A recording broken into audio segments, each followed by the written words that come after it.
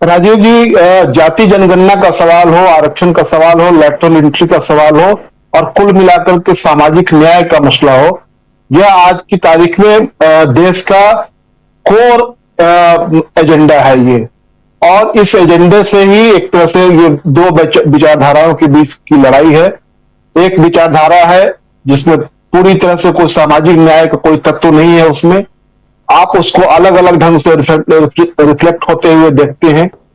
जो अल्पसंख्यक समाज है उसके खिलाफ जो आदिम क्रूरता जो सामने आती है, उस विचारधारा का ही रिफ्लेक्शन है, क्योंकि उसको जस्टिफाई करने की बात होती है।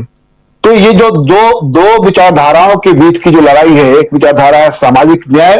सामाजिक न्याय का मतलब है कि जो वंचित समाज है, जो उपेक्षित समाज है, उसको तमाम शासन प्रशासन से लेकर के और निर्णयों में उसकी भागीदारी हो, उसको हिस्सेदारी मिले।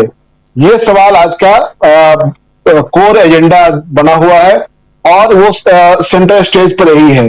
और उसके जो बरक्स जो है वो हिंदुत्व का जो एजेंडा है, वो उस एजेंडे को लेकर के बीजेपी और आरएसएस इसको डिफेंड करने की कोशिश कर रहे हैं। लेकिन अभी ये धनंजय जी जो कह रहे थे कि आरएसएस के लिए बहुत मुश्किल हो गया हुआ है, मैं समझता हूं कि थोड़ा सा हम लोगों को यह संयम दिखाना चाहिए कि आरएसएस अपने आप को बहुत चालाकी से चतुराई से इवॉल्व कर रही है। वह अब वो आप ये गिना करके कि चित्त पावन ब्राह्मणों की वह संस्था नहीं है, ये गिना करके आप बहुत कुछ नहीं हासिल कर सकते हैं। आज की तारीख में जिन घटनाओं को अंजाम दिया जा रहा है, जिस तरह से कैसे समाज के उन कमजोर तबके के बीच से लोगों को एक तरह से वो पैदल सेना बना करके उसका इस्तेमाल कर रही है, इसको देखने की जरूरत है। आज तेजस्वी यादव ने जो बिहार में जो धरना पर वो बैठे पटना में, और उन्होंने जो सामाजिक न्याय के एजेंडे पर जितनी बात की, इसी बीच में एक बयान आया, एक इंटरव्यू आया न्यूज टीवी चैनल पर डॉक्टर संजय पासवान का, जो अटल जी की सरकार में केंद्रीय मंत्री हुआ करते थे। उन्होंने कहा कि अब पिछड़ों के मुख्यमंत्री होने का टर्म पूरा हो चुका है, यानी कि लगभग 30-35 साल हो गए। अब जो है वो दलित को मुख्यमंत्री बिहार का बनाना चाहिए। और मैं ये मांग लेकर के पूरे बिहार में घूमूंगा और जो एनडीए जो है, जो बीजेपी है, उससे अपील करूंगा आप दलित को मुख्यमंत्री बनाइए। और उन्होंने उसमें जितना मांझी की चर्चा की, कहा कि वो तो कुछ समय के लिए बने थे, लेकिन अब फुल फ्लेज्ड एक दलित मुख्यमंत्री चाहिए। तो ये मैं कह रहा हूं कि ये सिर्फ संजय पासवान का एजेंडा नहीं है, ये आरएसएस की ओर से उसको पुश किया गया है कि उनको बनाना नहीं है दलित मुख्यमंत्री, लेकिन वो इस एजेंडे को इसलिए लाएंगे ताकि वो जो चीजें, जो सामाजिक न्याय का जो एजेंडा है, उस एजेंडे को कैसे डाइल्यूट किया जाए। तो इसको इसलिए वहां पर एक दूसरे माध्यम से चर्चा के केंद्र में लाने की कोशिश चल रही है। तो इसको ये जो पूरा मूव है उसको इस रूप में देखना है कि आप जिस तरह से आरएसएस काम कर रहा है, बीजेपी काम कर रही है, जिस ग्राउंड लेवल पर जाकर के वो काम कर रहे हैं लोगों को मोबिलाइज करने का, जो उनके अलग अलग मुख्यमंत्रियों का जो बयान आता है, चाहे वो योगी आदित्यनाथ जब ये कहते हैं कि बटोगे तो कटोगे, तो वो कहां तक जाकर वो चीजों को ले जा रहे हैं। तो आपको इसके मुकाबले में निश्चित रूप से जो सामाजिक न्याय का एजेंडा है, उस एजेंडे को नीचे तक ले जाना है। अब तेजस्वी यादव की ओर से जो उनका कार्यक्रम आज घोषित हुआ है कि वो 10 तारीख से 17 तारीख तक बिहार के दौरे पर निकल रहे हैं और इस एजेंडे पर पूरी बातचीत होगी। तो एक गुड साइन है कि आप इन एजेंडे को लेकर के नीचे की ओर जा रहे हैं। तो ये जाना जरूरी है। बिहार में आज जो पूर्व मंत्री हैं श्याम रजक की वापसी हुई है इसमें जेडीयू में, लेकिन केसी त्यागी जी का इस्तीफा भी हुआ है। और इतना जिसको कहते हैं कि हम लोग अपने यहाँ भोरे भोरे जो ये सब हुआ अचानक, तो ये अपने आप में चौंकाने वाली बात थी कि इतना सवेरे वो खबर आई और तुरंत उसको सोशल मीडिया पर वो सब खबर तैरने लगी और उस पर चर्चा होने लगी। तो वो अनायास नहीं हुआ है।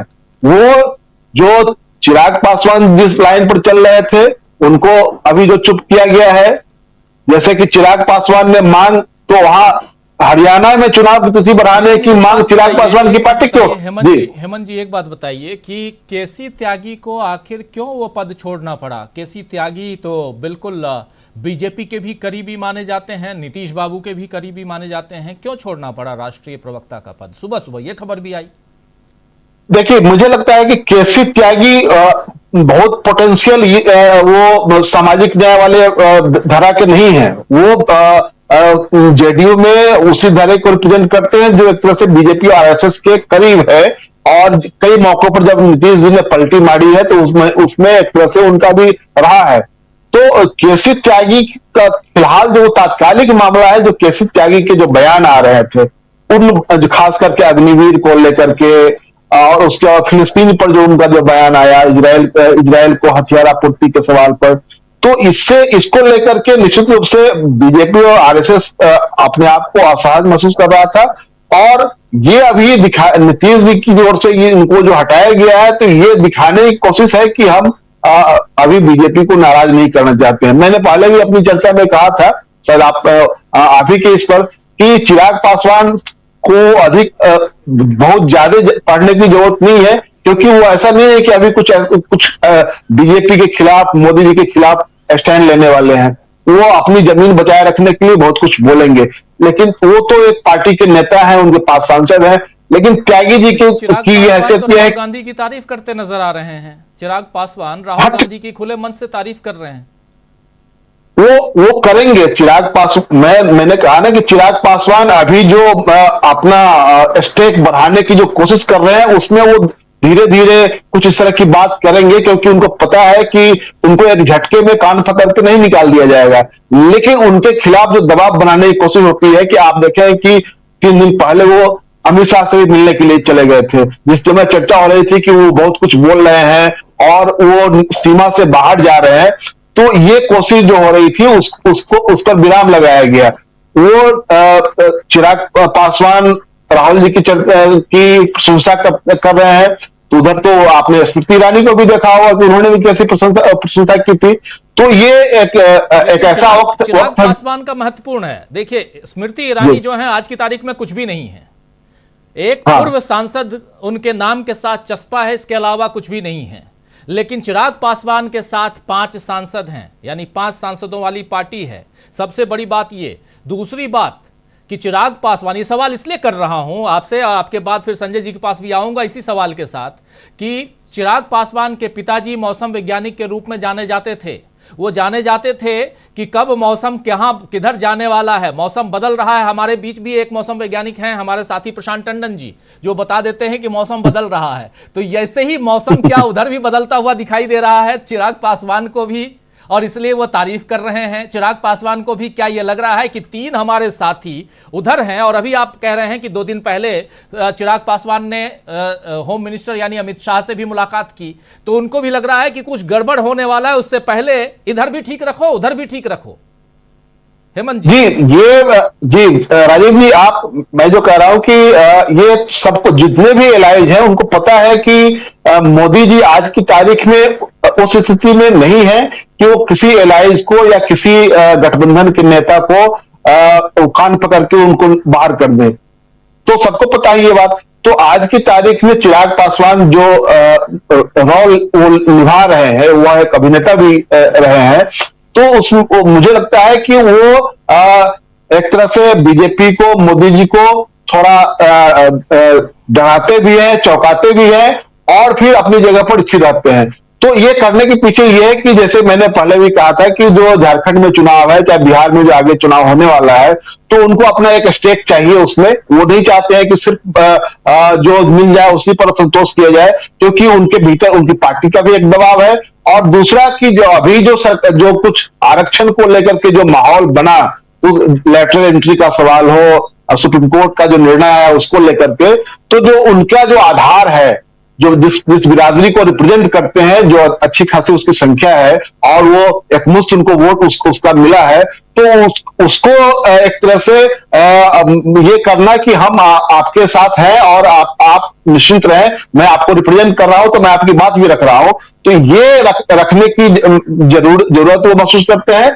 दूसरी ओर कि अपने लिए स्पेस को थोड़ा और बढ़ाना है उनको, इस स्पेस को बढ़ाने के लिए वो ये बातें कर रहे हैं। तो ऐसी स्थिति में चिराग पासवान का जो वहां स्टेक है बिहार में, वो आज आप एक बात गौर करेंगे कि अभी के दौर में चिराग पासवान ने एक बार भी अपने आप को हनुमान नहीं बताया है कि मैं मोदी जी का हनुमान हूं। पहले वो लगातार कुछ इंटरवल पर इस बात को रिपीट करते रहते थे, लेकिन वो हनुमान वाली छवि से थोड़ा वो मुक्त होना चाहते हैं, ताकि क्योंकि हनुमान वाली जो छवि है उसमें सिर्फ आपको सेवा भाव से चरणों में पड़े रहना है, कुछ मांगना नहीं है, जो मिल जाए वो ले लेना है। लेकिन अब वो चाहते हैं कि इससे ज्यादा कुछ हासिल करें। एक बात और मैं कहना चाह रहा हूं कि जो अभी राहुल गांधी की जो आपने चर्चा की, पहली बार ये क्योंकि राहुल गांधी ने जो